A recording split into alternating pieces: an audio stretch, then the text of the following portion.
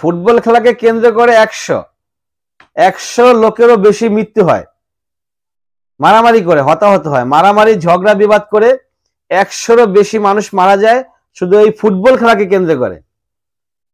তো আমরা কি এই ধরনের খেলা আশা করতে পারি? এই ধরনের খেলা কোনো প্রয়োজন আছে? খেলা খেলবো আনন্দের জন্য, উৎসবের জন্য, মজা করার জন্য। এই মজা করতে গিয়ে যদি আমাদের প্রাণ চলে যায়, তাও আবার 100-র উপরে প্রাণ চলে গেছে।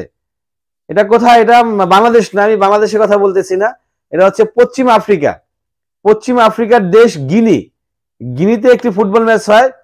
তো সেখানে রেফারি একটা ডিসিশন দেয়, সেই ডিসিশনটা দর্শকরা অ্যাকসেপ্ট করতে পারে না। কিছু কিছু দর্শক ডিসিশনটা তাদের মধ্যে বিতর্কিত ডিসিশন, এবং এই ডিসিশনের কারণে কিছু দর্শক মাঠে ঢুকে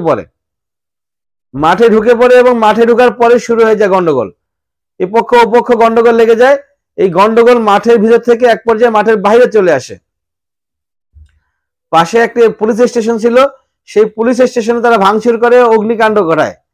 তো সেখানে এএফপির প্রতিবেদনে বলা হয় কয়েক ডজন লোকের মৃত্যু হয়, এবং আরো কয়েকটি নিউজে এরকমই লিখছে কয়েক ডজন লোকের মৃত্যু হয়। এবং চিকিৎসা, একটা হসপিটালে একজন চিকিৎসক নাম প্রকাশ করতে অনিচ্ছুক, সে তার নাম প্রকাশ করে নাই। সে বলছে 100-র উপরে লোক মারা গেছে।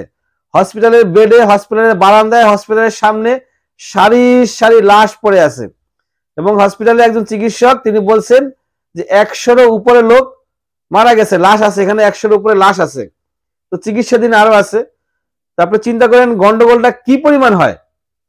ছোটখাটো কোনো গন্ডগোল এটা? আমরা 100 জন লোক মারার জন্য কি পরিমাণ সংঘর্ষ হইতে হবে। 2-4-5 জন লোক মারার জন্য আমরা দেখি বাংলাদেশের যে গন্ডগোল হয়, বিশাল বড় সংগ্রাম, বিশাল বড় প্রবলেম, আন্দোলন হয়, তারপরে সেখান থেকে 1-2 জন লোক আমরা শুনছি মারা যায়। আর এখানে 100 জনের উপরে লোক মৃত্যু হয়। তাহলে সেই গন্ডগোলটা, সেই ঝামেলাটা, সেই সংঘর্ষটা কত বিশাল সংঘর্ষ। তা আমরা এই ধরনের খেলা কি আশা করি? যেই খেলায় 100 জনের উপরে মানুষের জীবন চলে যাবে, ওই ধরনের খেলা আমরা কখনোই আশা করি না। আপনারা কি মনে করেন? অবশ্যই জানানোর চেষ্টা করবেন।